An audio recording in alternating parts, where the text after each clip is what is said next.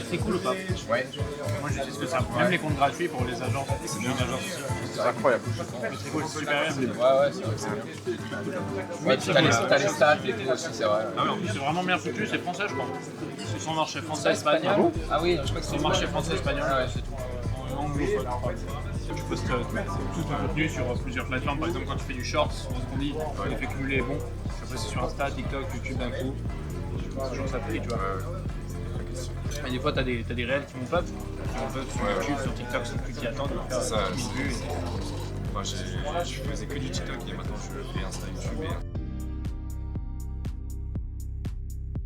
Mais en vrai, les mecs à qui je serais allé parler naturellement, ça aurait plus été eux. Après, c'est les gens que j'attire. Du coup, je me dis, c'est très niché, c'est la niche dans la niche dans la niche. Chips, fêtez ça. Sers-toi un manche. De Mongolie, je sais.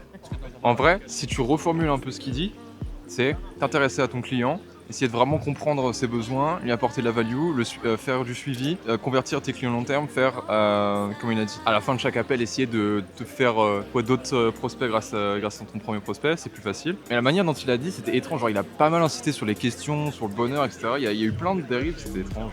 Mais quel est le pourcentage, tu vois, parmi tous les gens qui font du business, genre qui sont là-bas, là, quel est le pourcentage parmi eux qui appliquent vraiment ces conseils? Parce qu'en vrai, je te jure que même moi, il m'a mis des claques, le mec. Hein. Je dis, mais attends, follow-up. Après, moi, j'ai un CRM, je suis organisé, mais tu vois, j'ai une liste de mecs que je peux relancer. Et ce qu'il a dit, c'est super vrai.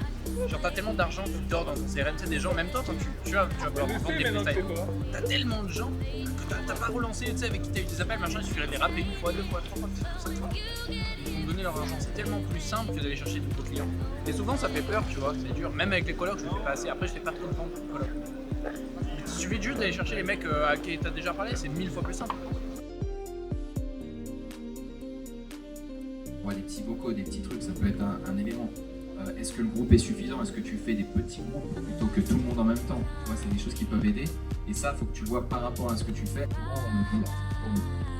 Pourquoi j'aurais pas des résultats avant? En fait, le 4 mois est plutôt mal. Et au bout de 4 mois, c'est fini. Alors, le prix, il évolue. C'est-à-dire que tu vas sûrement commencer trop bas. Là, c'est OK. Et après, tu vas augmenter. Donc, d'un point de vue, ton domaine, ta niche, ce qui est au marché également. Tu vois, si tu es un coach sportif, tu vas faire c'est à 3000 balles par mois. Mais c'est dans le business, tu vas pouvoir aller des stades plus hauts. Regarder ce que fait le marché et puis après le faire évoluer jusqu'à un point où tu vois que tu arrives à signer sans trop de difficultés, tu as un peu de closing qui est plutôt OK, tu vois, c'est vraiment ça que tu vas regarder. Hello tout le monde, j'espère que vous allez bien. Je m'appelle Ethan, je suis major depuis quelques temps, peu de temps. Et je fais un peu de tout. J'ai fait un SaaS pendant 2 ans, j'ai fait beaucoup de sous avec ça.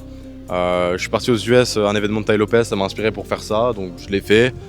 Je l'aurais peut-être pas dû, mais en tout cas ça se passe bien aujourd'hui, donc ça c'est cool.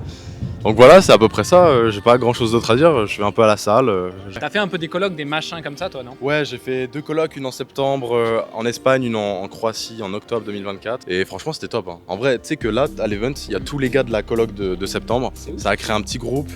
Il y en a juste un qui est pas venu, mais c'est vraiment, ils font une colloque ensemble, ils se revoient, ils s'entraident. Et tu vois, ils sont pas dans leur business, c'est pas les mêmes business, mais c'est devenu des potes, tu vois. Et c'est pas grave, parce que le but, c'est pas forcément que quand tu rencontres quelqu'un, ça soit utile pour ton business. C'est juste, tu te fais un pote, tu passes des bons moments avec. Et de toute façon, si tu fais du business, c'est pour faire des sous, c'est pour être plus libre, c'est peu importe les raisons, mais c'est pour augmenter ta qualité de vie. Si tu augmentes ta qualité de vie en ayant des potes, des super bons potes, bah, ça revient finalement un peu au même. Mec, mais tu sais que d'ailleurs, franchement, je te le dis, bravo en vrai pour ta conf, elle était giga stylée. Franchement, les gars, en vrai, Ethan, il fait des expériences un petit peu comme ça. Je pense que tu vas en refaire dans des. Ouais, je pense en refaire un Dubaï parce que là, mec, la France, oh, les emmerdes. Et là, regarde, les gars, vous vous rendez pas compte de ce qu'il y a derrière, mais il en chie.